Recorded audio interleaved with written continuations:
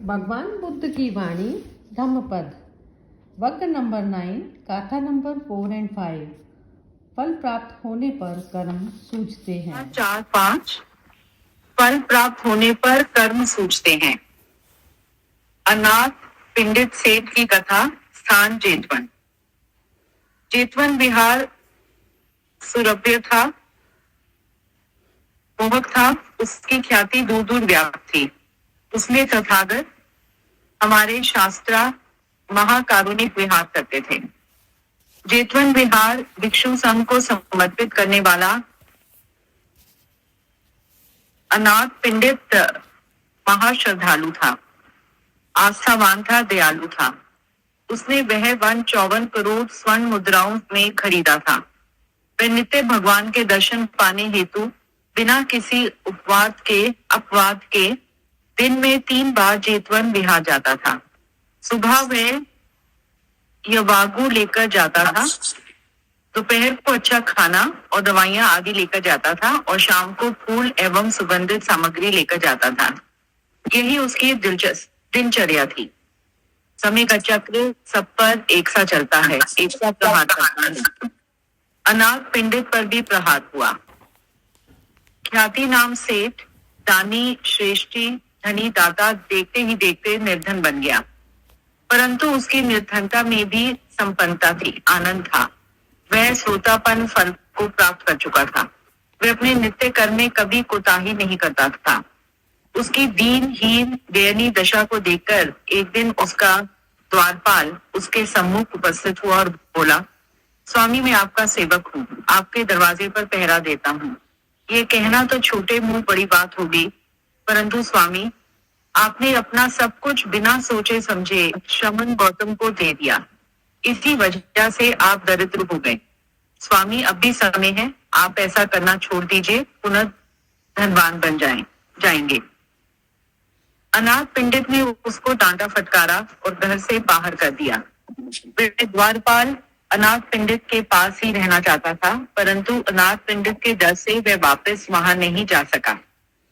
उसने शक्र इंद्र के पास जाना उचित समझा। वह वहां गया, शत्रु को सारी बात बताई। इंद्र बोले, द्वारपाल तुम अनाथ पिंडित के बारे में अपने विचार बदल दो, वापस जाओ, उनसे माफी मांगो। अरे द्वारपाल, अनाथ पिंडित से कुछ लोगों ने 18 करोड़ रुपए कर्जा लिया था, जिसे उन्होंने अभी तक नहीं चुकाया है। 18 करोड़ रुपए अनाथ पिंडित के पूर्वजों ने जमीन में गाड़ रखे हैं, जो समुद्र में बह गए। दूसरे 18 करोड़ एक जगह पड़े हैं, जो किसी ने नहीं लिए हैं। अरे द्वारपाल, जाओ, अगर कर सकते हो तो इनको प्राप्त करने का प्रयास करो। तुम अपनी करामत दिखाओ और अनाथ पिंडित के भंडार को अशुद्ध बनाओ।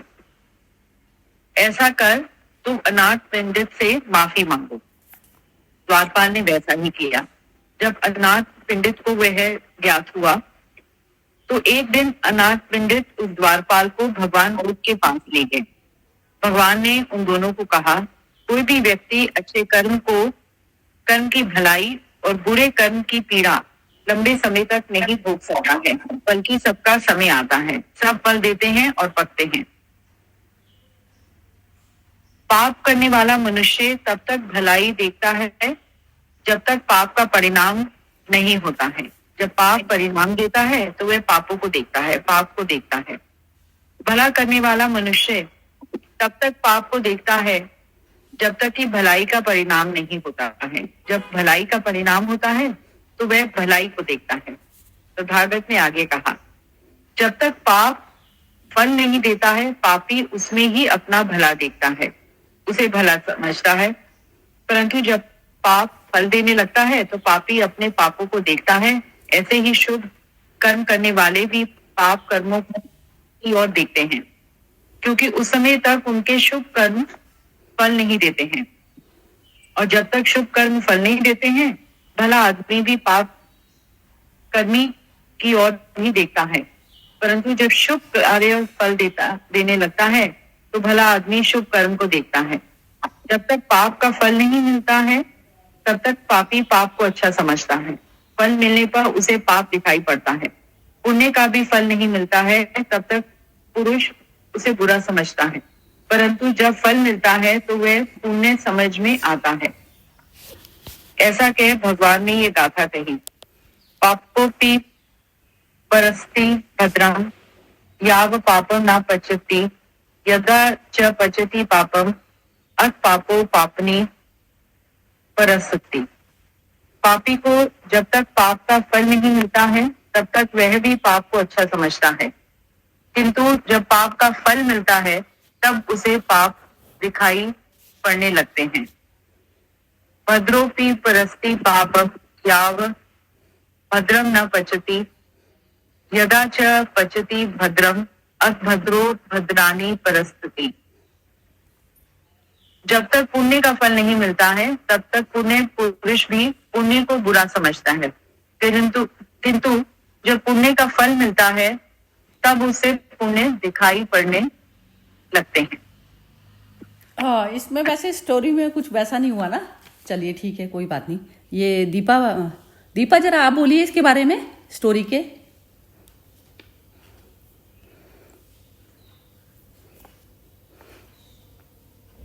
हेलो, हाँ जी, जय नमस्ते, जय श्री कृष्णा। तो मैं कोशिश करती हूँ, मतलब मुझे ऐसे लगा इसमें कि जैसे ये काफी मतलब अच्छी, मतलब उस वे में सही है स्टोरी। सब लोग ऐसे ही फील करते हैं, ज्यादातर 90% लोग तो ऐसे ही फील करते हैं कि मैंने इतना अच्छा किया और मेरे को देखो ये मिल रहा है। ऐसे बहुत से लोग कहते हैं। और फिर कई लोग कहते हैं कि बुरा कर रहे हो तो उसको कुछ नहीं मिल रहा, वो इतना बुरा कर रहा हमारा। पर फिर वही है कि इसका ये जो भी है पाप और पुण्य का खेल, ये सब वो उसको ईश्वर का ही है। मतलब इसका मतलब कोई भी एकदम से कुछ फलित नहीं होता। मेरे को ऐसे लगा कि मतलब ये एकदम से कोई फलित नहीं होता, ना पाप ना पुण्य। उसको अपने टाइम पे वो फलित होगा। तो जब तक अगर पाप करने वाला ये सोचता है कि मैं पुण्य कर रहा हूँ तो मेरा पाप किसी ने देखा नहीं, और मतलब मैं पाप कर रहा हूँ तो मेरा पाप किसी ने देखा नहीं, मुझे तो अच्छा ही मिल रहा है। ऐसे पुण्य करने वाला सोचता है कि मैं इतना अच्छा कर रहा हूँ और मेरे को देखो ये मिल रहा है, क्योंकि उसका पुण्य अभी फलित नहीं हुआ। तो मुझे बस इतना ही लगा। मुझे बहुत ही अच्छा लगा आपको, बहुत ही बढ़िया बोला आपने। मतलब इस स्टोरी के हिसाब से तो ये अकॉर्डिंग यही है, बिल्कुल यही बात है। हाँ जी, चलिए अब कौन बोलेगा इसमें? मोना तुम बोलो जरा।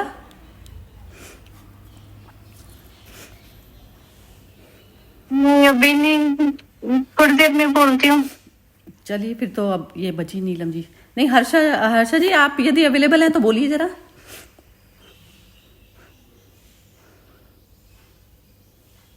नीलम जी आप बोलिए फिर। जी, जय श्री कृष्णा। इसमें ज्यादा कुछ है नहीं। वो एक बहुत धनी व्यक्ति था और बड़ी सेवा करता था। महात्मा बुद्ध के नियम से 3 बारी आके वो उपहार वगैरह, खाना, भोजन और उपहार देके जाया करता था और बहुत अच्छा स्पेंड करता था। और समय के काल में उसका भी वो भी जो धन था वो समाप्त हो गया, वो निर्धन हो गया। तो उसका द्वारपाल कहता है कि आप इतना पुण्य वाला काम कर रहे हो, फिर भी आप गरीब हो गए, तो आप महात्मा बुद्ध के पास जाना छोड़ दो और उनको ये देना छोड़ दो और अपना धन अपने पास रखो और अपने पर लगाओ। तो मतलब पाप पुण्य करे जा रहे हो, आपको फल नहीं मिल रहा है, इसका कारण क्या है? और पर वो उसको डांट के, अपने द्वारपाल को डांट के भगा देता है। और फिर द्वारपाल इंद्र के पास जाता है और वो उसको कहते हैं कि इसका धन कई जगह फंसा पड़ा है, कई करोड़ रुपए इधर, कई करोड़ रुपए इधर फंसे पड़े हैं, तो उनको मदद करके वो उनको निकाल के इसके सामने उसको हवाले कर दे धनी व्यक्ति के, और ये तेरे को माफ कर देगा।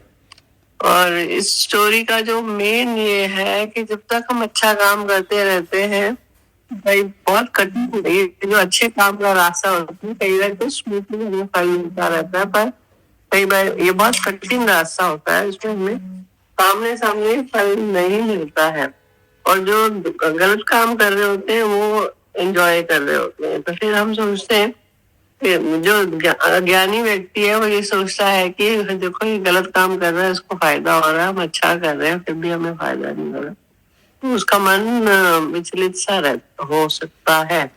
तो जो ज्ञानी है उसको समझ है कि पाप जो है वो पाप है, उसका फल बाद में बुरा ही होना है, जो पुण्य है उसका जो फल है वो अच्छा ही होना है। ज्ञानी व्यक्ति अपने विवेक बुद्धि से, अपनी अवेयरनेस से चलता है। तो पापी का फल बुरा ही होना है, और जो पुण्य वाला है उसका जरूर अच्छा ही फल होना है। जैसे ये धनी व्यक्ति था, ये द्वारपाल इसका धन बाद में निकाल के उसको अगर दे देता है तो फिर से अपने सही अपने स्टेटस में आ जाता है और भगवान बुद्ध की सेवा वैसे ही करता रहता है और सत्य के मार्ग पर चलता रहता है। जय श्री कृष्ण। नहीं, वो ये जो है हाइपोथेटिकली बोला आपने, ये वाली चीज जो बोली। हाँ, जो बाद में वो उसने उसको कहा था ना कि तू उसको मदद कर ढूंढने में, इंद्र ने उसको सलाह दी थी ना। अच्छा, तो ये जो इंद्र ने जो उसको जो सलाह दी, तो यदि वो, हाँ, यदि वो निकाल के दे देता तो वो किसके कर्म की कैटेगरी में आता? वो किसके कर्म कैटेगरी? उसका, दोनों के कर्म अच्छे हो जाते। द्वारपाल ने तो गलत कर्म करा ही नहीं ना, उसने तो उसको एक तरह से गलत नहीं करा, उसने अपने स्वामी को दुखी होते नहीं देखा, तो उसने अपने स्वामी को, वो तो द्वारपाल की जितनी बुद्धि थी, अज्ञान, वो तो एक द्वारपाल है, उसने कोई ज्ञान के रास्ते पे नहीं चला, उसने अपनी बुद्धि के हिसाब से अपने स्वामी को दुखी होते हुए नहीं देखा, तो उसने स्वामी की तरफ अपनी स्वामी भक्ति दिखाई। उसने भी कोई बहुत गलत काम नहीं किया। हाँ, ठीक है, बिल्कुल बढ़िया बढ़िया। चलिए, बढ़िया, बहुत ही अच्छे से बताया आपने इस स्टोरी को। बिल्कुल अब तो समझ आ गई होगी हर्षा जी आपको। आज हर्षा जी कहाँ गायब हो गई? हर्षा जी आप कहाँ गायब हो गई? आज आवाज नहीं आ रही आपकी सीधे से। नहीं, वो क्या है, मेरा जूम है ना, नहीं, उसको वापस मेरे को रिवैम्प करना पड़ा। अच्छा, ठीक है, कोई बात नहीं, वो हर्डल भी, वो जो है उसने किसी कारण होगा उसका। हाँ, ये क्या है ना, वो क्योंकि आवाज नहीं आ रही थी, मैं हेलो हेलो कर रही थी ना, आवाज नहीं, फिर मैंने वीडियो रखा, फिर मैंने वीडियो बंद किया, हाँ, ये उसकी थी ना, वो नहीं चाह रहा था कि आप बोलें अभी। हाँ, वही। मैंने बोला अभी ये पूरा लंबी स्टोरी है, तो ये जो इसने जो मुझे जो समझ में आया इसका सार है कि जैसे अभी हम लोग कुछ भी ऑफर करते हैं भगवान को, तो अपना संपूर्ण भाव, उसमें इंटेंट क्या रहता है वो बहुत इंपॉर्टेंट है हमारे। जैसे हम लोग कुछ भी ऑफरिंग करते हैं ना, बुद्ध को भी उन्होंने ऑफर किया, उनका स्वभाव ही था देना देना देना। तो ये जो चीज जो देने का जो होता है ना, वो जैसे आदमी को एक पूर्णता में ही ले आता है, जिसका स्वभाव है देना, वो कभी अपूर्णता महसूस नहीं करता है। उसको होता है कि ना, चलो मैं दूं, मैं करूं, मैं सेवा करूं। तो ये जो है वो बहुत ही, समझो ना कि डीप स्टोरी है, कि इसमें जो बुद्धा का जो इतना सेवा करना, जब कुछ नहीं होते हुए भी और इतना खोते हुए भी, उसका द्वारपाल उसका लिए इतना करुणा रखता है, और फिर उसको वापस जब टाइम आता है ना, सब समय का खेल है ना, समय जब मैच्योर होता है ना, मतलब मैंगो जब राइप होता है तभी गिरता है, तो वो परिपक्व हो जाता है। तो ऐसे ही हम लोग का कर्म का भी सब हिसाब किताब सब ऐसे ही आता है, कहाँ कहाँ जन्म लेते, कहाँ कहाँ we go away early, we go away late, we suffer। ये सब अपना हिसाब किताब का सब खेल है, जैसा मुझे समझ में आया थोड़ा स्टोरी का जो है। और जो अच्छाई है वो तो अनकंडीशनल है, ये स्टोरी में तो ये महसूस हो गया कि अच्छाई अनकंडीशनल है, और जिसका प्रारंभ में भरपूर है वो अच्छाई से ही भरपूर होता है। भले ना उसको अभी तकलीफ होती है, सब होती है, पर अच्छाई का बाद यदि नहीं छोड़े तो परिपक्व बन जाएगा वो भी, लाइक द राइट मैंगो। बढ़िया, बहुत सुंदर, बहुत ही सुंदर भाव। कितने भाव से वो दान निश्चल मन से, पूर्णता से और निश्चल मन से दान करना, बिल्कुल ही निस्वार्थ निश्चल मन से दान करता है। हम लोग जब छोटे थे तो उनके स्टोरीज, मदर्स बहुत स्टोरीज लिखी है, stories by the mother for the children. एक स्टोरी जो हम लोग को पूरा गिफ्ट ऑफ परफेक्ट ऑफरिंग, तो उसमें बताते हैं कि एक बूढ़ी औरत है, बहुत अति से गरीब है, पर कभी वो मांगने नहीं जाती, उसको सामने कोई ना कोई चीज रख कर जाते। तो एक दिन उसका पास कुछ नहीं था, एक खाली राइप मैंगो था। तो उसने वो राइप मैंगो उसने उसको दिया, और शिवा को जस्ट ऐसे उसका परीक्षा लेनी थी। तो शिवा एक गरीब आदमी के तरह, साधु तरह के आया और बोला मुझे कुछ खाने दो। तो बोला मेरे पास तो कुछ नहीं है, खाली एक आम है। तो बोले कि ठीक है, तो वो आम ही दे दो। तो फिर शिवा उसने तुरंत जाकर वो आम दे दिया। बोला आप मेरे पास आए हैं, तो बोले तू क्या खाएगी? बोला आप खाए तो मैं खा ली। तो शिवा को इतना वो हुआ कि इसका इतना माने वो है, आइडेंटिटी है। तो शिवा ने जैसे थोड़ा आम खाया तो बोला वो मैंने चेक लिया आम, माने इतना उनका वननेस था उसमें। तो ये जो स्टोरी है ना, उसमें यही है कि पूरा conditional giving, unconditional surrender to your goodness of giving. तो ये स्टोरी हम लोग को छोटे में सुनाई देते थे, ये स्टोरी काफी बार हमने पढ़ी थी। तो ये हम लोग को हमेशा ख्याल दिलाने का लगे, whatever you offer with a full being, you know, तो then that offering is complete. तो मैं आपको बोलूं, एक स्टोरी पर्सनल शेयर करूं कि जब हम लोग पांडिचेरी थे ना, तो हम लोग को मदर बर्थडे का दिन हम लोग को अपना हाथ का बनाया हुआ कुछ देना पड़ता था। अभी मेरे को एम्ब्रॉयडरी से बहुत नफरत, और सब कोई कितना अच्छा अच्छा कुछ भरत का काम करके देवे। तो मेरी एम्ब्रॉयडरी टीचर मुझे बोलती थी तो खाली ओम लिख, हाँ ओम चेन स्टिच में ओम लिख कर भी दे, पर कुछ बना कर दे। तो मैं लिख कर देती थी, अथवा पोएट्री लिखती थी तो पोएट्री भी लिखती थी। तो जब हैंडkerchief जाती थी मदर के पास, तो मदर दिखती थी, बोलती सो ब्यूटीफुल। कुछ नहीं था, इतना अनटाइडी वर्क भी होता था, खाली साफ सुथरा रुमाल था। पर मदर अप्रिशिएट करते थे। तो बोलते when you work with your hands for the divine, your organs get purified. तो आस्ते आस्ते मुझे ये बात समझ में आई फिर, पर तभी तो छोटे थे तो कुछ इतना ख्याल नहीं आता था। तो जो भी है हम लोग तन मन धन अर्पित करें, उनका ही तो है, उनको ही अर्पित करते। पर अपना भाव हमेशा यही है कि जितना पूर्णता से हम ऑफरिंग कर सके इतना अच्छा है। पूर्ण होकर ऑफर करना ना, वही होता है मेन। पूर्ण होकर सब काम परमात्मा का हो जाता है, परमात्मा में कार्य हो जाता है, जिसमें पूर्ण होकर करा, उम्मीद नहीं बची कोई। बिल्कुल यही चीज है। हाँ जी, चलिए मोना बोलो आप। हाँ जी, मुझे ये बोलना है, मतलब इंसान कितना भी ज्ञान ध्यान कुछ भी कर ले, लेकिन वो सारा कुछ नहीं प्राप्त कर सकता। कुछ चीजें ऐसी हैं जो भगवान ने अपने कंट्रोल में रखी हुई हैं, जैसे ये कर्म की जर्नी है, पाप पुण्य। जैसे वो भीष्म पितामह को वो हुआ बाणों का, तो उन्होंने भगवान से पूछा, तो वो मतलब उनको वो भी मतलब पजल हो गए थे कि इतना कुछ करके भी मुझे ये क्यों मिला है। भगवान तो क्या बोला? मतलब भी कुछ ऐसे वो बाण मिले थे ना, तीर कमा। हाँ, नहीं तो फिर क्या बोला भगवान ने, क्या बोला उसको, उनको कि मतलब पता नहीं कौन से जन्म में तुमने ऐसे कुछ किया था तो उसका ये परिणाम मिला है। तो वो जो कर्म की जर्नी है, पाप पुण्य, ये सारा कुछ भगवान के होता है। इसमें दिमाग लगाने की जरूरत नहीं है, बस अपने कर्म में ध्यान दो कि मतलब कुछ ऐसा ना हो जाए। मतलब अपनी तरफ से पूरा होके जो कर्म करें, बस उसी में दिमाग लगाओ। ये जो इसमें कहानी में बताया ना पाप पुण्य का, इसमें दिमाग लगाने की जरूरत नहीं, मतलब भगवान के ऊपर छोड़ दो बस।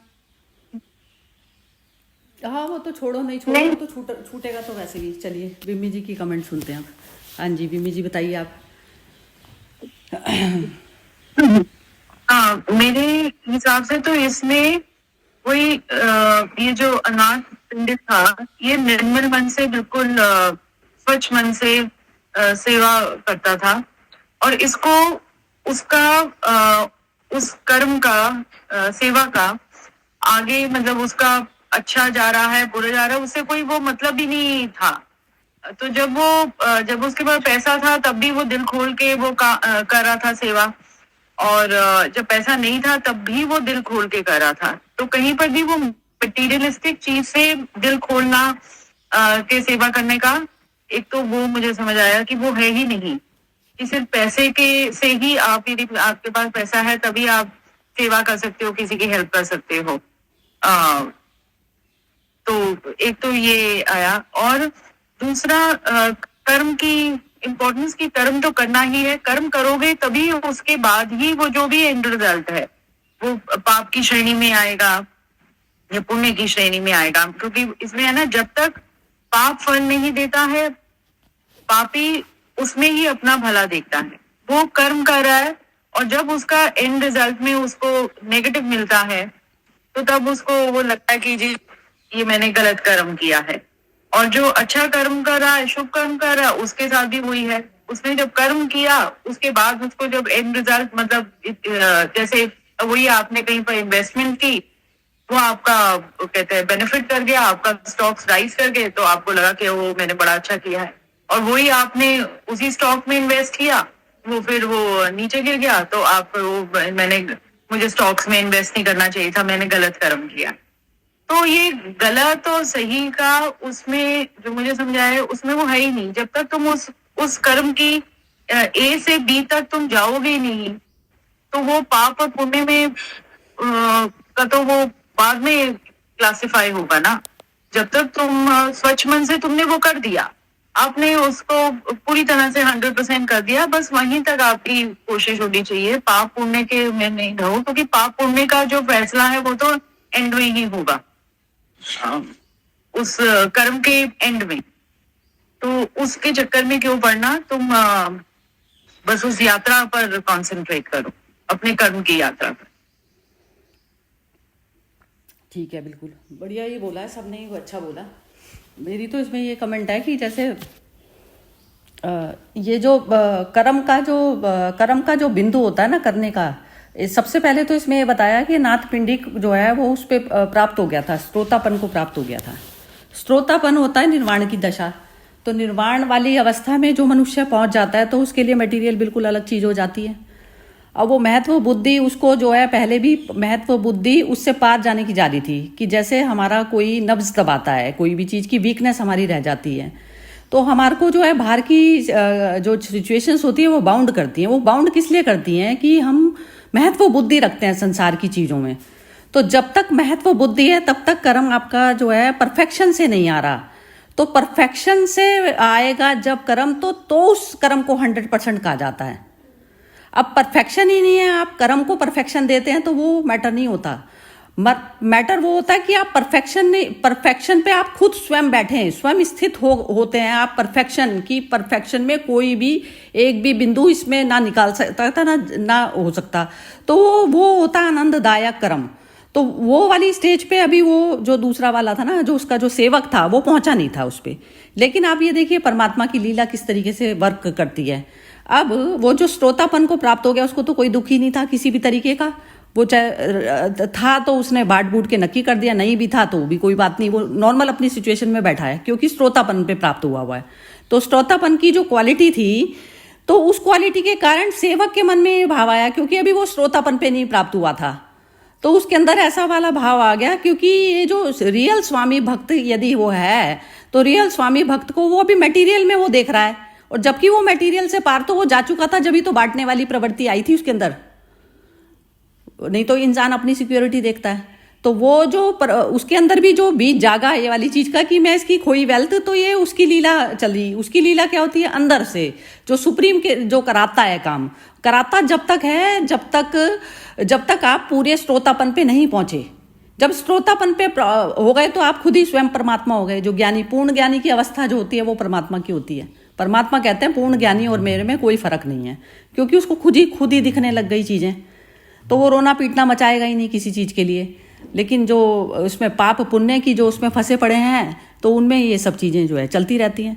अभी उसकी निर्वाण वाली, लेकिन उसकी आ जाएगी, क्योंकि स्वामी भक्त उसको श्रोतापन की तरफ पर ले जाएगी चीज। अभी वो ढूंढ डांड के वो कर भी लेगा मेहनत, क्योंकि कर्म कराएगा। अभी वो कर्म करने वाली कैटेगरी में आ रहा है, वो इधर उधर भाग रहा है, परेशान हो रहा है, तो परेशान हो रहा है, भाग रहा है। फिर वो मिलेगा धन उसको, फिर वो धन उसमें देगा, तो उसमें भी तृप्त करके देखेगा, पता चले कि जिसके लिए तूने धन निकाला था वही आदमी सरक गया, मतलब उसी की लाइफ ही नहीं बची। तो कुछ भी हो सकता है ना, नेक्स्ट मोमेंट कुछ भी पॉसिबल है। तो ये जो अननोन, ये जो वैसे वाला है ना, जो ट्रांजिटरी जो चीजें हैं, उनको हम उसके स्वभाव को जाने हर वक्त, कि कोई भी चीज जो है वो नहीं है। सब कुछ सारी चीजें हर मोमेंट मृत्यु धर्मा है। तो मृत्यु धर्मा के बाद में नेक्स्ट मूवमेंट आना है। ओल्ड एज है तो उसके बाद में मृत्यु होनी है, जवानी है तो उसमें बुढ़ापा आना ही है। तो ये जो एक्सेप्टेंस होती है, ये एक्सेप्टेंस जितनी जितनी आप करते चले जाते हैं उतनी महत्व बुद्धि उस मूवमेंट को रोकने की हमारे अंदर नहीं बचती। तो वो जब तक महत्व बुद्धि आपकी संसार में है तो वो सही कर्म नहीं, तो परफेक्शन। अब जैसे हम साधना पथ पर हैं तो साधना पथ पे हमारी यही साधना होनी चाहिए कि हम पूर्ण होकर काम करें। पूर्ण होकर जो काम करा जाएगा उसमें वो 100% काम कहलाता है, ना कि कर्म को लेबर की तरह से लगे पड़े हो आप करने में, वो नहीं काम कहलाता। पूर्ण होकर मतलब जिसमें आप कर्म करना ही बस, जैसे किसी की सेवा ही कर रहे हो तो सेवा करना आपका आनंद ही है। ये नहीं कि आपके ऊपर पड़ गई है और वो कर रहे हो कि 100% मुझे करनी चाहिए, ये नहीं, आपके अंदर से ही निकल रही है वो चीज़ 100%। तो 100% वो काम 100% की जो फिलॉसफी चलती है काम के प्रति 100% नहीं चाहिए, 100% आप होने चाहिए। आप बीमार नहीं होने चाहिए। बीमार मतलब जो डिज़ायर से जो होता है वो बीमारी होती है। बीमार आदमी तो बीमारी क्रिएट करेगा। मतलब ये है कि जो आपने 99% पे भी करा है तो 1% की भी जो भावना रख दी वो पाप पुण्य क्रिएट करने के लिए आपने छोड़ दिया, वो उतने जगह नहीं दो, जगह मत दो उसको। तो ये होता है। तो बीच के ऊपर वो होता है कि शंकराचार्य ने भी बोला कि जो मतलब जो फल को देखकर जो सीखते हैं वो बहुत बाद में सीखते हैं, और जो ज्ञानी होता है वो जब बीज को जो बो रहा होता है ना, जब ही पता होता है उसे क्या बीज बो रहा हूँ। तो ये होती है अवेकनिंग होती है, बस ये दोनों का फर्क होता है। और पाप वाले में क्या होता है ना, ये जैसे पापी लोग भी बहुत ज़्यादा ऐश कर रहे हैं, कुछ कर रहे हैं, तो उनको जो देख देख के दुनिया सीखती है ना कि ये तो चीज़ें चल रही हैं, तो वो तो मतलब मूढ़मती हैं कि ये जो है बाहर की जो फिजिकल जो एंजॉयमेंट, और कुछ नहीं पता ना अंदर वो जो धन इतना ज़्यादा कमा रहा है तो वो कौन सी वाले कितनी यातना से वो गुजर रहा है, ये चीज़ तो पता नहीं हमें किसी के। उसमें अंदर जाके तो घुसने की जगह है नहीं कहीं भी, तो ये चीज़ पता नहीं चलती। तो वो तो मूढ़मती हैं जब इंसान उस तरीके से सोच जिसकी है। तो वो डामाडोल वाली स्थिति से जो है परफेक्ट वाली जो स्थिति जो आती है, वो बीज बोते हुए में यदि जिसने माली ने ख्याल रख लिया तो वो रियल माली है, मतलब परमात्मा उस वाली सिचुएशन को कहा जाता है। चलिए मेरा हो चुका, आप बताइए आप कौन और कुछ कहना चाहता है इसके बारे में। हाँ जी, सब फ्री हैं, कोई भी बोल सकता है जिसके भी मन में। हाँ सरिता जी, आपने बहुत सूक्ष्म बात की थी कि जब अवेकनिंग में आप जब कॉन्शियसली एक बीज बोते हैं, जो अवेकन सोल, तो उसका एक अलग ही परिणाम आता है। और एक्चुअली परिणाम होता भी नहीं, वो जस्ट बोलते कि जैसे कि भलाई का ही परिणाम होता है, वो भगवान का इच्छा से ही वो होता है, यू नो। वो उसमें ना हर्षा जी, एक सेकंड में आपको इंटरप्ट कर रही हूँ बीच में। जो सेकंड चैप्टर गीता का है उसमें एक श्लोक है जिसकी एक्सप्लेनेशन ना आराम से हो नहीं पाती थी पहले, कि कर्म योग में बीज का नाश नहीं होता। ये थी उसमें, ये उसका था मीनिंग। तो कर्म योग में बीज का नाश ना होना, क्योंकि अमृत ही बीज बोया आपने, पूर्णता से जो बोया ना 100% होकर जो बोया, तो वो बीज ही अमृत था, तो उसका नाश कैसे होएगा। अच्छा, हाँ, इसका मीनिंग ये हुआ। हाँ, अच्छा, अब आप कंटिन्यू कीजिए।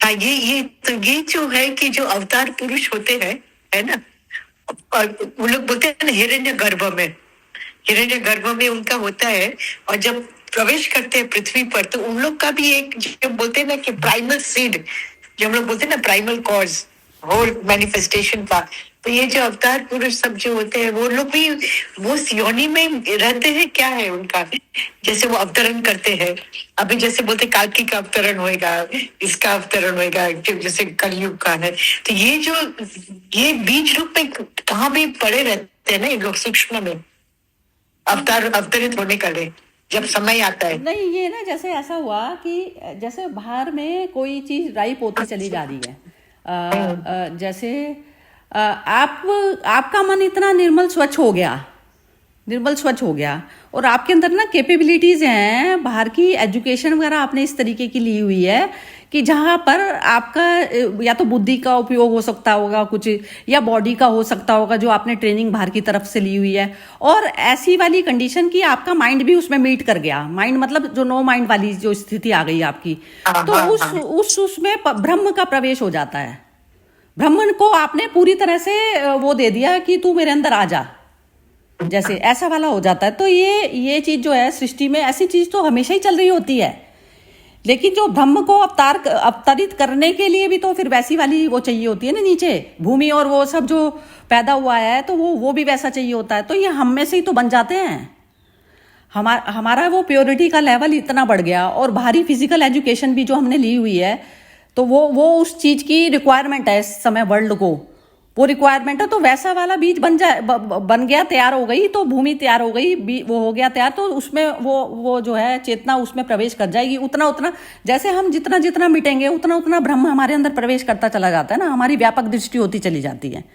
तो ब्रह्म में जो आदमी बिल्कुल ही जीरो हो गया अपने आप में, तो वो उसमें तो ब्रह्म पूरी तरह से ब्रह्म ही ऑपरेट कर रहा है ना उसकी बॉडी को। तो उसने कहा कि तू मेरे थ्रू ऑपरेट कर ले, जैसे मैं कह दूं कि तू मेरे थ्रू ऑपरेट कर ले, क्योंकि मेरी तो अपनी कोई पर्सनल इच्छा नहीं रही है, इससे बॉडी से रिलेटेड कोई चीज की नहीं रह गई, तो उसमें ब्रह्म की मात्रा उतनी उतनी बढ़ती चली जाएगी। ये ऑटोमेटिक होता है प्रोसीजर। तो हम मिटना नहीं आता ना हमें, हम तो हमेशा अपनी मैं खड़ी करे रखते हैं ना, तो इसलिए इस वजह से हमारे अंदर वो ब्रह्म के साथ में जो एनर्जी जो हमारी वो होती है ना 100% वाली जो आती है, तो 100% सिर्फ ब्रह्म में होती है एनर्जी। वो ब्रह्म का जो कहते हैं ना पूर्ण ब्रह्म का जो साकार ब्रह्म उतर गया जो उसमें, तो वो पूर्ण वाला जो होता है, जो पूर्ण आदमी खुद हो जाता है ना जब, तो तब वो ब्रह्म उसमें आ जाता है। तो वो ऐसे आता है, और वो जो सारी जो उसकी क्वालिफिकेशंस जो लिए हैं वो सब चीजें उस समय में हेल्प करती हैं। जैसे कृष्ण अवतार को बोला जाता है ना, पूर्ण अवतार कृष्ण को क्यों बोला जाता है? वो कहते हैं कितने मनवंतर के बाद में, कितने करोड़ों अरबों सालों के बाद में जो है कृष्ण पूर्ण अवतार जैसे जो है जन्म लेते हैं। पूर्ण अवतार मतलब आंशिक, जैसे कई बार तो होता है आंशिक अवतार से ही काम चल जाता है। कितनी उथल पुथल है यहाँ पर, कितनी जो सृष्टि में जो खराब जो इम्बैलेंस की जो सिचुएशन आई है, वो एक छोटा सा भी आंशिक भी अवतार कर देगा वो, ठीक। तो उतनी मात्रा में बस वो चीज ब्रह्म की उतरने की वो होती है। और पूर्ण ब्रह्म तब उतरता है जब ये बोलते हैं ना कि उसमें तो कलयुग था, कलयुग नहीं होता, वो इतना अंधेरा मतलब इतना डीप हो जाता है कि उसमें पूर्ण ब्रह्म के बिना उतरे बिना काम नहीं चलता ऐसा। तो ये इस कारण जो है ऐसे अवतार पूर्ण ब्रह्म को ही उतरना पड़ा मतलब। और वो उतरते इसलिए नहीं है कि वो किसी भक्त की अंदर से जैसे इस तरीके की वो निकलती है ना, जैसे एक इनोसेंट माइंड है, बिल्कुल इनोसेंट माइंड ही इस तरीके का हो गया कि वो उसकी पुकार पे निकली मतलब, तो वो इस प्रकार से वो मीट होती है। तो ये जो होता है ना कनेक्टिविटी जो हमारी जितनी जितनी होती चली जाती है, तो ऐसे होता है। ये आप खुद अपने अंदर भी चमत्कार इस चीज के देख सकते हैं। जैसे आपने पूरी तरह से कुछ चीजों में आप छोड़ के देखिए कि पूरी तरह से आपने निश्चल होकर कोई चीज छोड़ दी कि तू ही मेरे थ्रू कराएगा, मेरे को लेना देना नहीं है, ये तू ही कराएगा सब चीजें, तो आप देखेंगे कि आपके साथ में भी चमत्कार घट जाते हैं। ये चमत्कार होता है। हाँ जी हर्षा जी बोलिए आप। यही जो है, यही चमत्कार जो बोलते हैं ना, मिरेकल जो बोलते हैं ना, मिरेकल हम लोग बोलते हैं, तो यही तो सही बात है। और हमने खुद के लाइफ में हम लोग देखेंगे कि हम लोग भी कितने ट्रायल्स ट्रिब्यूलेशन से पास किए हैं, पर भगवान ने कहा, मैंने अपने कर्म के अनुसार और अपने श्रद्धा के अनुसार, अपने अंदर के परिवर्तन के अनुसार जो प्रारंभ में पीड़ा लिखी थी, उसका हम लोग को जैसे बोलते हैं ना कि मेरी मम्मी बोलती थी मक्खन से बाहर निकल जाता है ना, बाल मक्खन से कैसे निकलते, ऐसे सरलता से सब तकलीफें निकल जाएंगी। तो ये जो है वो ज्ञान का हमारा पर प्रभाव होता है कि हम अपने कर्म को चेंज कर सकते हैं विद आर सत्संग। आप लोग का एप्लीकेशन जितना हम लोग अप्लाई करते जाएंगे ना, अपना कर्म का वो प्रारंभ का जो बोझ है ना, वो कमती होते जाएगा।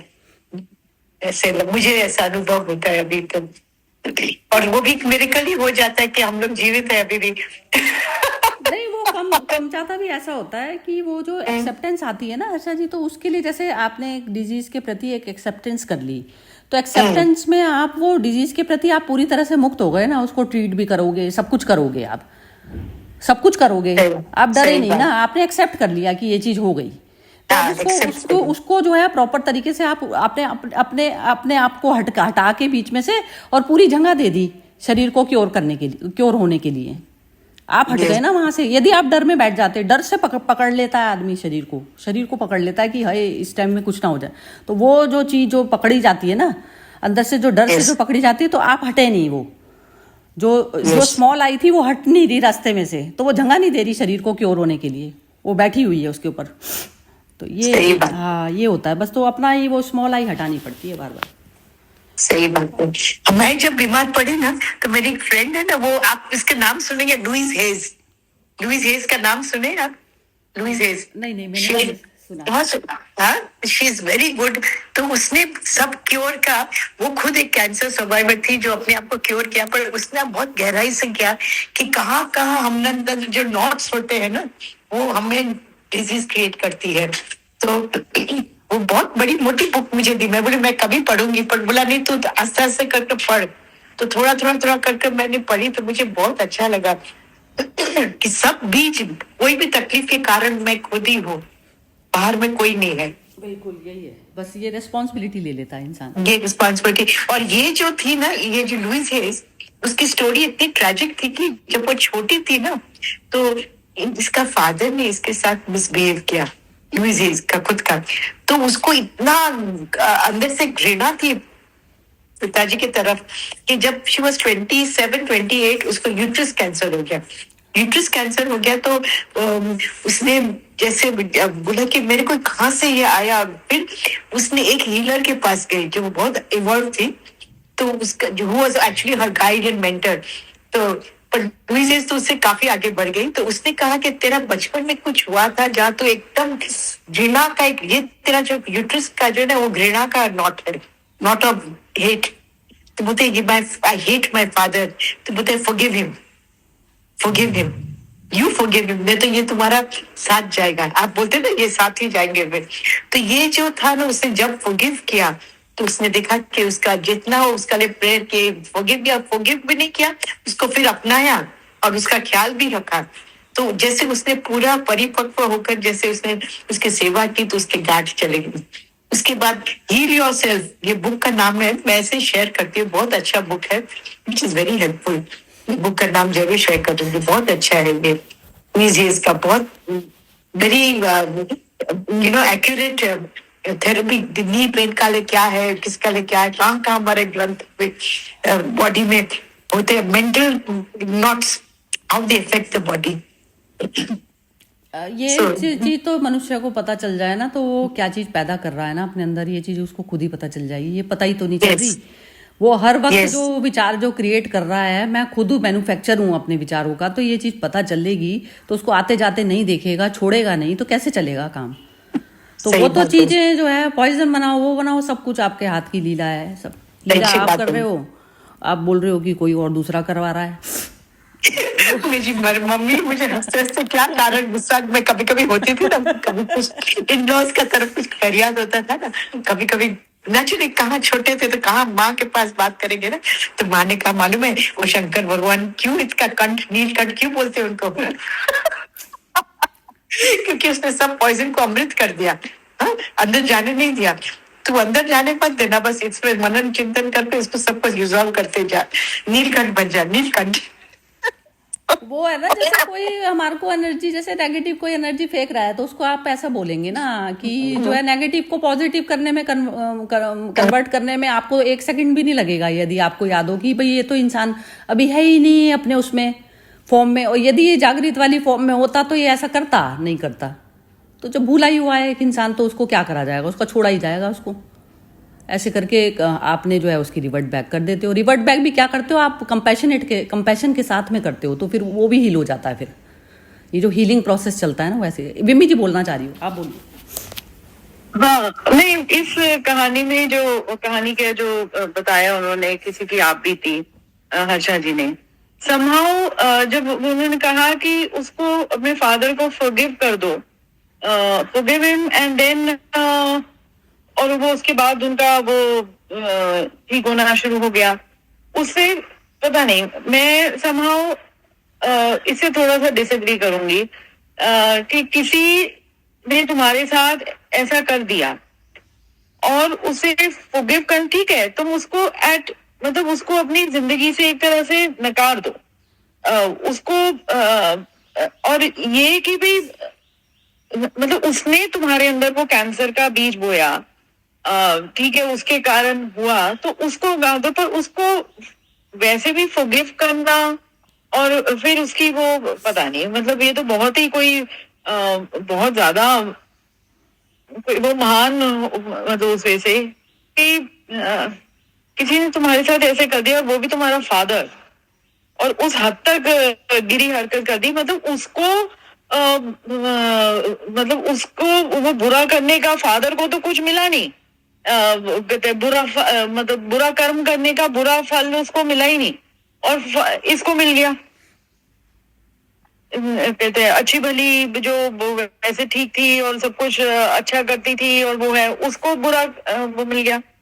तो और उसके बाद भी उससे एक्सपेक्ट कर जा रही है कि भाई तू इसको छोड़ दे, मतलब इसके बुरे, उसके फादर को फॉरगिव कर दो। फॉरगिवनेस तो मेरे ख्याल से नहीं आएगी। फॉरगिवनेस मतलब ये है कि उसको तो अपनी जिंदगी से निकाल ही दो, जो इतनी बुरी सोच वाला रखता है कि अपनी बेटी के साथ कोई कर सकता है। तो वो मुझे somehow वो नहीं लगी, मेरे मन को नहीं मानी। नहीं, लेकिन ऐसा होता है मिमी जी, ये जैसे ये जो हम काम तो उसने बुरा किया ना, और कैंसर इसको मिला, तो उसमें फिर वो कहाँ रह गया, मतलब वो कहते हैं क्या कहते हैं, न्याय कहाँ रह गया उसमें, ईश्वर का न्याय भी कहाँ रह गया फिर। ईश्वर की कौन सी चिड़िया का नाम है? जब वो उसको अगले कर्म में मिलेगा, उसके बाप को, फादर को अगले जन्म में मिलेगा। अगला जन्म किसने देखा, वो मेरा अब क्या बन के आएगा, नहीं बन के आएगा, क्या है अगले जन्म में, किसने देखा। तो कभी कभी वो लगता है कि इस जन्म में एक जगह हम बात करते हैं, जब हम एक जगह तो बात कर रहे हैं कि हम इसी समय की, उसी थॉट में, उस सिचुएशन में रहने की करते हैं, live in the moment, and आगे पीछे की सोचो ही नहीं। तो फिर हम वो कि जो उसके उन कर्मों का, मतलब उसको कैंसर हुआ होगा, वो मीडिएटेड बना, क्योंकि उस लड़की के पहले कोई कर्म होंगे जिसके कारण उसको कैंसर हो गया, और उसके फादर के थ्रू हुआ, और उसका मतलब उसका फादर वो स्रोत बना उसके उस पहले वाले पिछले जन्मों के कर्म को यहाँ पर बैलेंस करने के लिए। तो वो somehow मतलब वो ही मुझे वो कभी कभी वो बहुत ज्यादा कॉन्ट्रडिक्टरी लगता है कि हम हर जगह इन द मोमेंट की बात करते हैं, और फिर वो प्रारंभ की भी बात करते हैं। तो प्रारंभ हम फिर पास्ट लाइफ के उसका भी संचय करते आ रहे हैं, तो फिर वो रह क्या गया इस लाइफ का, फिर क्या रह गया इस लाइफ में। तो आप पहले के चेक्स एंड बैलेंसेस को वो ठीक करे जा रहे हो, और उसके बाद आप अपना कर्म कर रहे हो कि मैं अपना आगे का सुधार लूं। तो उस थॉट से जाओ तो हर जगह तुम्हारा वो फल के उसमें तो तुम रहे ही हो ना, मतलब एंड रिजल्ट के लिए तो तुम जी रहे हो या कर्म ही कर रहे हो। और हम पढ़ रहे हैं कि एंड रिजल्ट को हमने देखना ही नहीं, हमने अभी में इन्वेस्ट करना है। नीलम जी बोल रही हैं शायद कुछ, अब हाँ जी बोलिए नीलम जी। एक ही लाइन भगवद गीता की याद आती है, तू कर्म कर, फल की इच्छा मत कर। कर्म करना तेरा धर्म है, और अपना निश्चल मन से, निष्पाप मन से, निस्वार्थ मन से अपना कर्म करते चलो। बाकी प्रभु है, प्रभु एक प्रभु मतलब ये संसार नेचर है। जब आप अच्छी वेव्स डालोगे तो अच्छी वेव्स फैलेंगी, और वो अच्छी वेव्स का फल संसार में अच्छा ही होगा। सारे तुम्हारा तो अच्छा होगा, सारे संसार का अच्छा होगा। मेरा तो यही लगता है कि कर्म कर, फल उसके ऊपर छोड़ दे। वो ऑलमाइटी है, वो सर्वव्यापी है, नेचर है या भगवान है, जो भी समझिए उसको। नहीं, ये उसका, ये जो अभी जो विम्मी ने जो बोला है, इस बात के ऊपर कौन सी बात हुई कि जैसे ये जो बोल रही है ना कि ये जो उसके साथ में फादर ने जो किया, तो उस चीज को फिर किस तरीके से कंपनसेट किया जाएगा, ये बोलना चाह रही हैं। फादर को क्या मिलना है वो हमारा काम नहीं है, हमें तो अपना देखना, हम अपना कर्म देखना है। बाकी संसार में किसको क्या मिलना है हम देने वाले नहीं है। या तो हम उस जज की गद्दी पे बैठे हो और तब हमने अपना कर्म ठीक करना हो तो वो और बात है।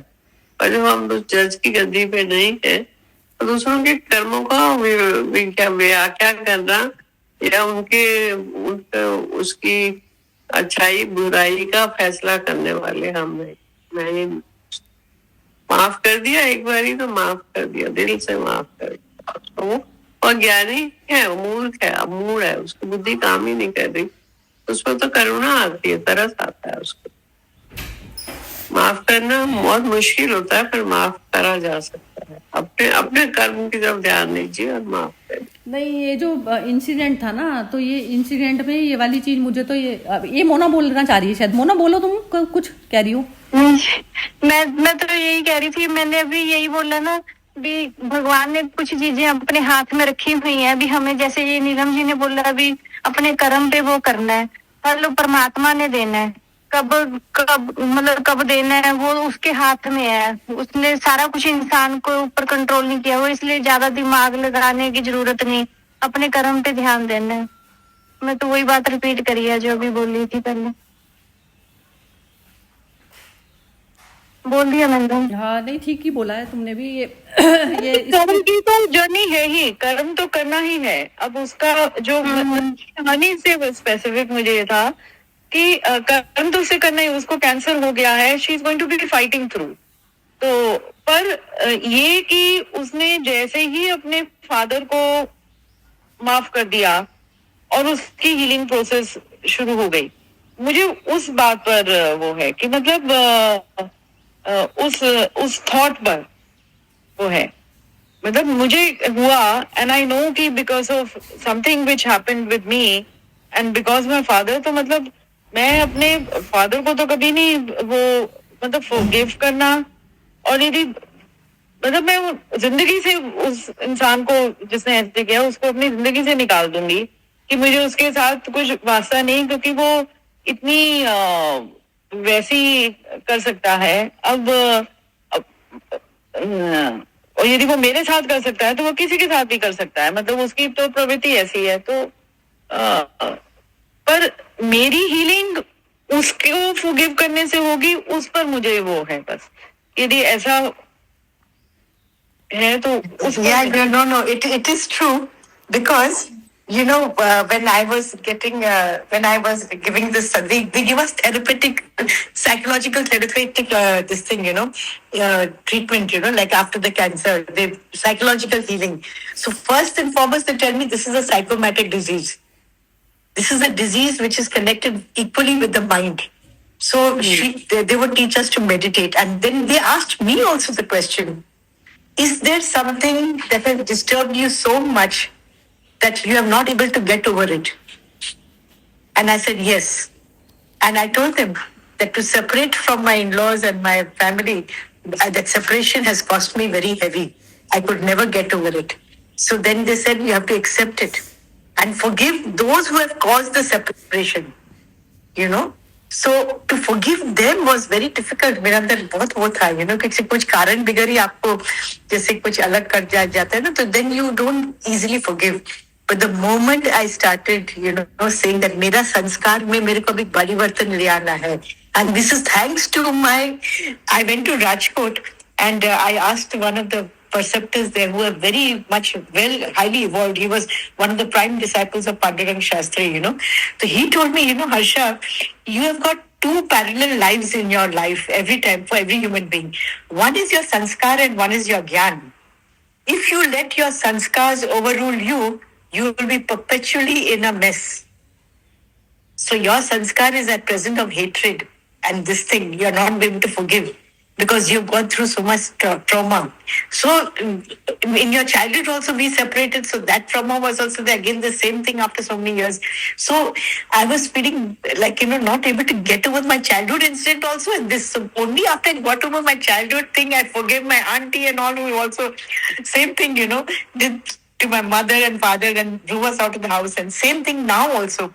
So that incident had left such a mark that I could not tide over it, So this was left repercussions, when I dealt with the second situation when separation came in my own life, But he said, now you have to learn to forgive and go by your gyan, not by your sanskar. Sanskar तो तुमको हमेशा नीचे गिराएंगे ही कि कैसे माफ कर सकते. Sanskar also worldly advice. How can you forgive them? They are this, they are that. No, then just let go. Just let it be. Let go, So the more I let go, the more I got healed. I realized that. पूर्णता वही है, उसमें आना पड़ता है, consciousness वाले level पर आना पड़ता है, वो मन के लेवल पर नहीं चलती चीज.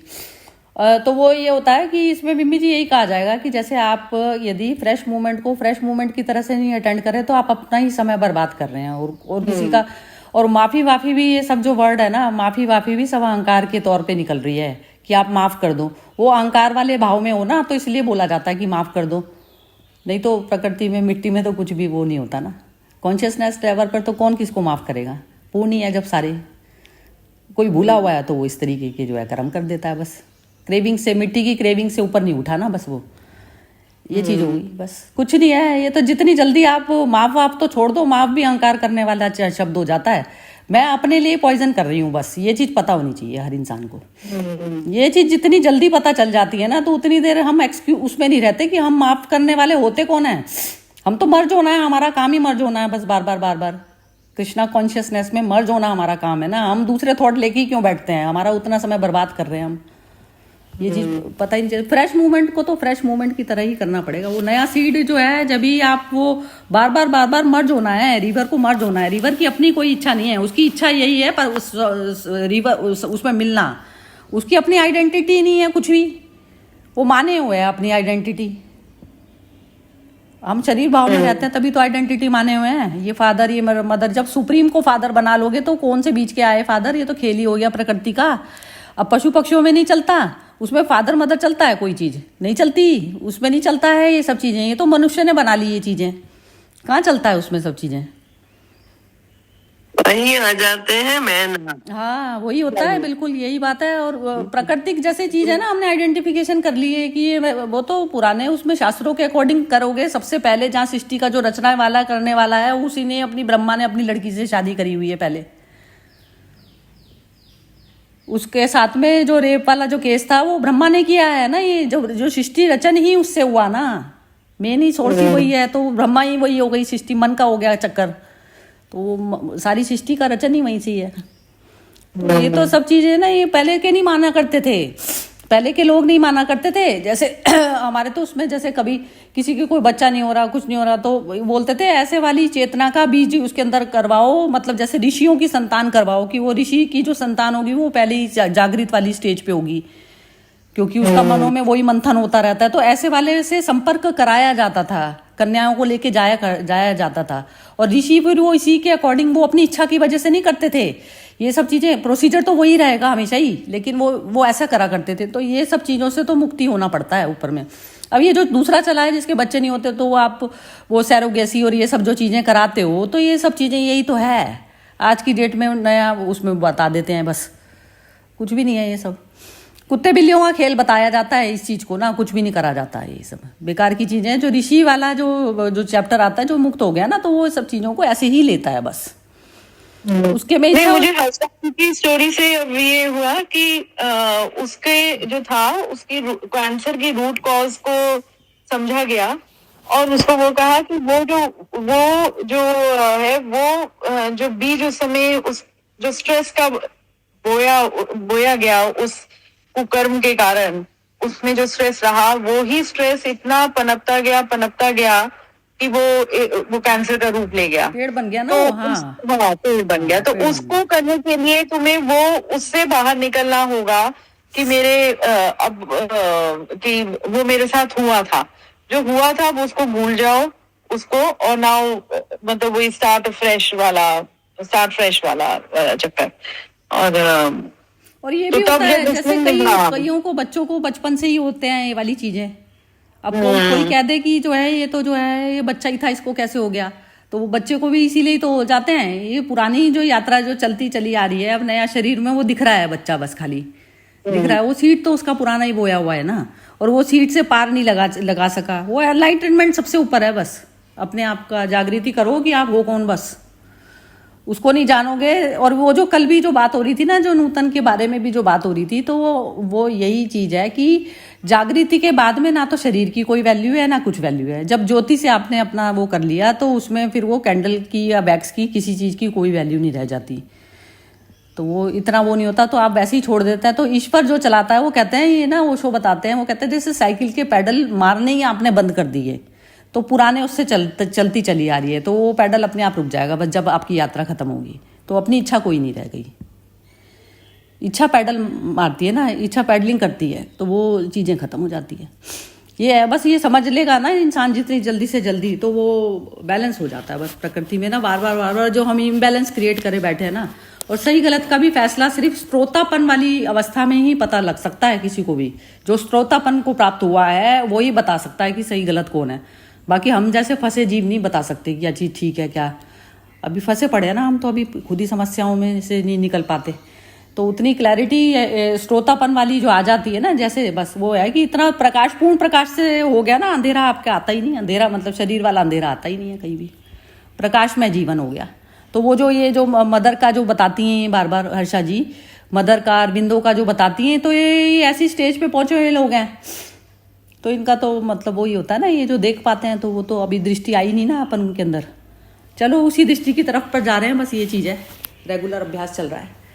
चलिए खत्म करें हर्षा जी, आपकी कोई कमेंट लास्ट?